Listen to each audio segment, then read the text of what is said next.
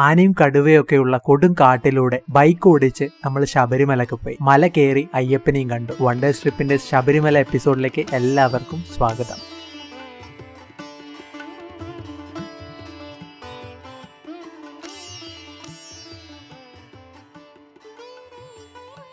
കൊല്ലം ആയൂരുള്ള എൻ്റെ ഫ്രണ്ടിൻ്റെ വീട്ടിൽ നിന്ന് അവൻ്റെ ബുള്ളറ്റിലാണ് നമ്മൾ ഈ തവണ യാത്ര പോകുന്നത്. 2 മണിയോടെ കെട്ടുനിറയൊക്കെ കഴിഞ്ഞ് ശബരിമലയ്ക്കുള്ള യാത്ര സ്റ്റാർട്ട് ചെയ്തു. മണ്ഡലകാലത്തിന് തൊട്ടു മുന്നെയാണ് നമ്മൾ ഈ യാത്ര നടത്തുന്നത്. ആയൂരിന്ന് 114 കിലോമീറ്ററാണ് ശബരിമലക്കേക്കുള്ള ദൂരം. പെരുന്നാട് എത്തിയപ്പോഴാണ് നമ്മളൊന്ന് സ്റ്റോപ്പ് ചെയ്തത്. നമുക്ക് മുന്നിൽ ഈ ലെഫ്റ്റ് സൈഡിൽ കാണുന്നത് മൊത്തം പൈനാപ്പിൾ തോട്ടമാണ്. ഈ വഴി യാത്ര ചെയ്ത് എല്ലാവർക്കും തന്നെ അറിയാം എത്ര മനോഹരമാണ് ഇവിടുത്തെ പൈനാപ്പിൾ തോട്ടം കാണാൻ. ഈ ഒരു സ്ഥലത്ത് അത്യാവശ്യം ഹോട്ടലുകളും ചായക്കടകളും ഒക്കെ നമുക്ക് കാണാൻ കഴിയും. ഇത് കഴിയുന്നതോടെ നമ്മൾ ഫോറസ്റ്റിന്റെ അകത്തേക്കാണ് എൻട്രി ചെയ്യുന്നത്. ഈ ഒരു സമയത്ത് എന്ത് കാണാൻ പറ്റുമെന്ന് ചോദിച്ചാൽ മൊത്തം ഇരുടായിരുന്നു. ബൈക്കിന്റെ വെട്ടത്തിൽ പല സ്ഥലങ്ങളിലും എലിഫന്റ് ക്രോസിംഗ് എന്നുള്ള ബോർഡും ഇതുകൂടാതെ കാട്ടിനകത്തൂടെ 2 കണ്ണുകൾ തിളങ്ങി നിൽക്കുന്ന പേടിപ്പെടുത്തുന്ന കാഴ്ചകളും കണ്ടുകൊണ്ടാണ് മുന്നോട്ടുള്ള യാത്ര പോയത്.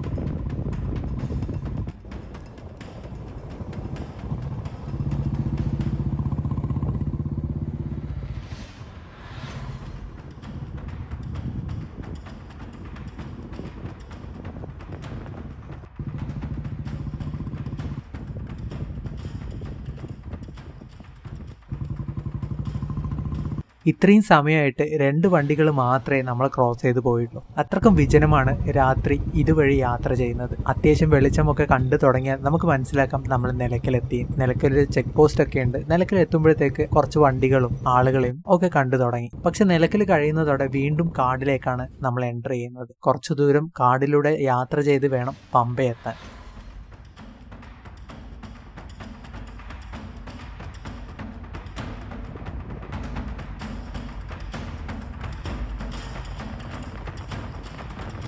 അഞ്ച് മണിയോടെയാണ് പമ്പയിലെത്തുന്നത്. പമ്പയിൽ ബൈക്ക് പാർക്ക് ചെയ്യാനുള്ള സ്ഥലം കുറേ പരിധിയെങ്കിലും അങ്ങനെ ഒരു സ്ഥലം ഇവിടെ ഇല്ല. അതുകൊണ്ട് തന്നെ നമ്മൾ സ്വന്തം റിസ്കിൽ വേണം ബൈക്ക് പാർക്ക് ചെയ്യാൻ. ബൈക്ക് പാർക്ക് ചെയ്ത് നേരെ പോയത് പമ്പയിലേക്കാണ്.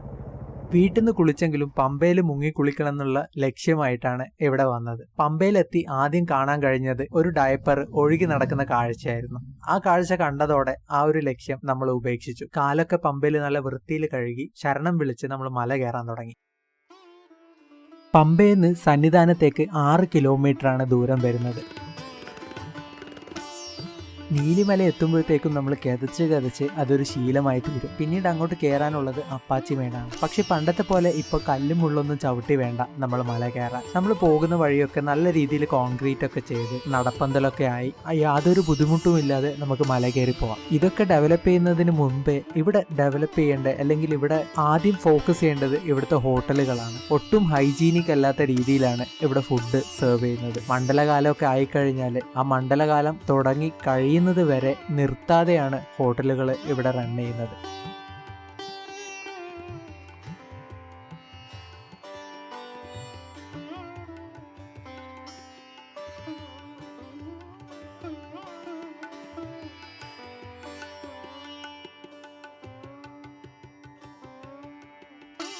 മല കയറി തളർന്നപ്പം ഈ ഒരു കടയിൽ നിന്ന് ഒരു പീസ് തണ്ണിമത്തൻ വാങ്ങിച്ചു കഴിച്ചു. 20 രൂപയാണ് ഒരു പീസ് തണ്ണിമത്തന്റെ വില എന്ന് പറയുന്നത്. ഇതുകൂടാതെ നമുക്ക് പല സ്ഥലങ്ങളിലും ഫ്രീ ആയിട്ട് നല്ല ചൂടുവെള്ളം കൊടുക്കുന്നത് കാണാൻ കഴിയും.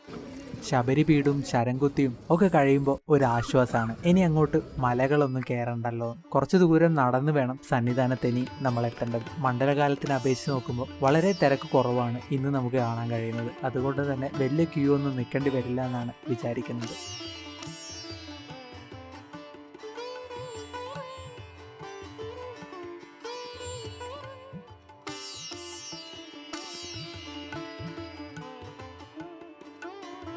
ഫൈനലി നമ്മൾ ഒരു ക്യൂവിൽ നിൽക്കാണ്ട് 18 പടികൾ കയറി സന്നിധാനത്തേക്ക് പോകാൻ പോവുകയാണ്. 1.5 മണിക്കൂർ കൊണ്ടാണ് പമ്പയിൽ നിന്ന് സന്നിധാനം വരെ എത്തിയത്.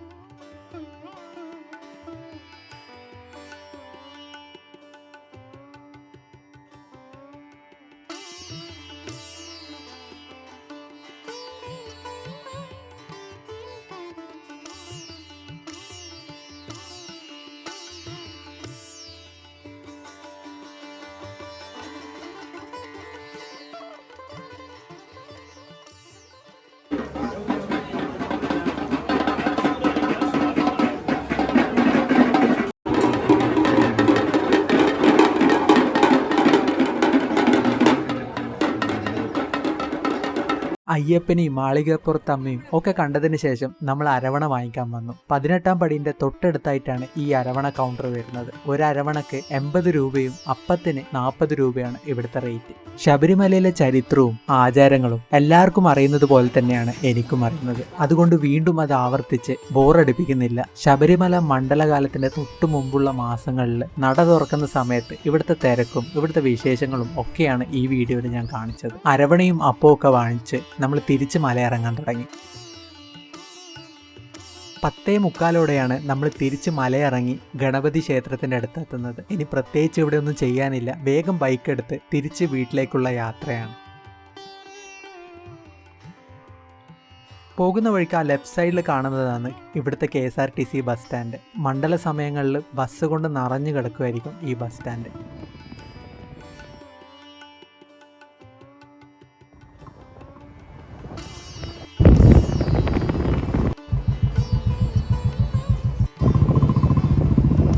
ഇവിടുന്ന് വളരെ മനോഹരമായിട്ട് ആ പമ്പയുടെ വ്യൂ നമുക്ക് ഇവിടുന്ന് ദൂരെ കാണാൻ കഴിയുന്നുണ്ട്. വണ്ടിയൊക്കെ നിർത്തി കുറച്ച് സമയം ഇവിടെ റെസ്റ്റ് എടുത്തിട്ടാണ് മുന്നോട്ടുള്ള യാത്ര പോയത്. നമ്മൾ രാത്രി ഒന്നും കാണാതെ ഇരുട്ടിലൂടെ വന്ന വഴിയാണ് ഇനി മുന്നോട്ട് നമുക്ക് കാണാൻ പോകുന്നത്.